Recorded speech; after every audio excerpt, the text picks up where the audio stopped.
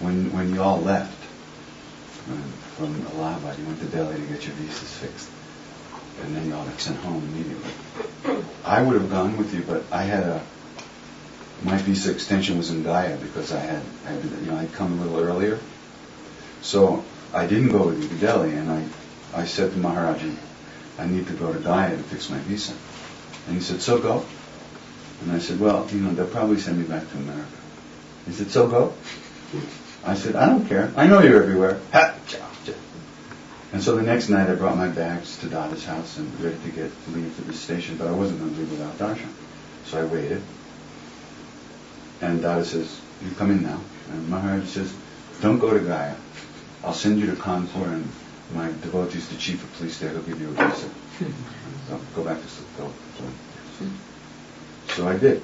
And then the news came that everybody had been sent back from Delhi. Maharaj-ji went on and on. Look at Krishna, how great he is. He's so humble. He went to the lowest, he was going to Gaya. And those others, they went to the highest government. They were going to bribe the officials. They all got sent back.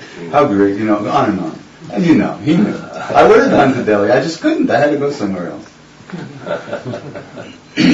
And then we all left and Allahabad, and I went to the hills and I got hepatitis and all that stuff.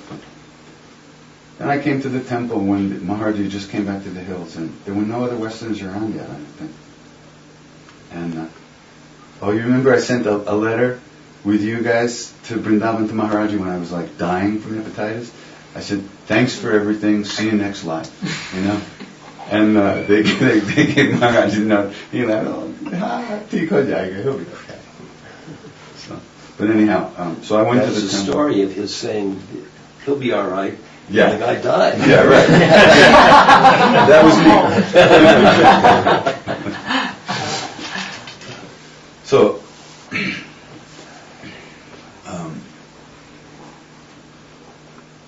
I came to the temple to see Maharaj. He had just come back to the hills. And I came in and I pranamed. He was sitting alone. Maybe there was one or two Indians around on his tucket by the other side of the courtyard. And I pranamed and gave him the food. And then I went and sat back on the other side of the courtyard where we used to all sit together. And I'm sitting there for a while. And I look around. And there's nobody there. Ramdas isn't there. Nobody's there. And I'm thinking, why am I sitting on this side of the courtyard? The only Western. Why am I sitting here? And I think, well, this is where we sat. And I think, well, I'd rather be over there.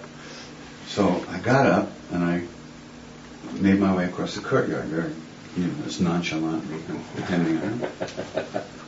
And I sat down by the tucket. And Maharaj didn't say anything. He didn't challenge me. He didn't say, go sit over there. Behind the tucket? No, by the tucket, right, with Maharaj. Yeah. But, he let me sit there. So he didn't say anything. That move was such a big move for me. Mm-hmm. Because up until that point, because of, when you love somebody, you kind of, you take on all their aspects, and you had such a strong, you had known Maharaj-ji already, and you had such a strong vision of him and understanding him, that I was seeing him in some essence through your eyes. Mm-hmm. And it wasn't really me, Mm-hmm.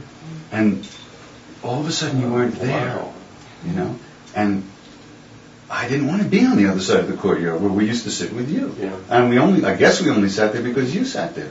I don't remember Maharaj-ji ever saying, you all go sit on the other side of the courtyard and don't sit over here. Because you had your way of, your relationship with him, your bhav, And that was the beginning where I began to be myself, my little sloppy bhakti self, I didn't know anything. I didn't care about anything. I just wanted to be as close to that body as I could. And that was kind of a new beginning for me in terms of my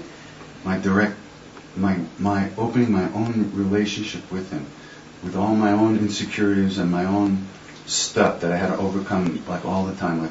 Do I touch his feet? Don't I touch his feet? There was no model anymore for what I would do in those moments except what I wanted, and so I had to keep on.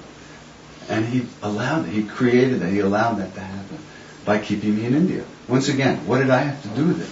I would have been with you and everybody else back in America. Yeah. He did it.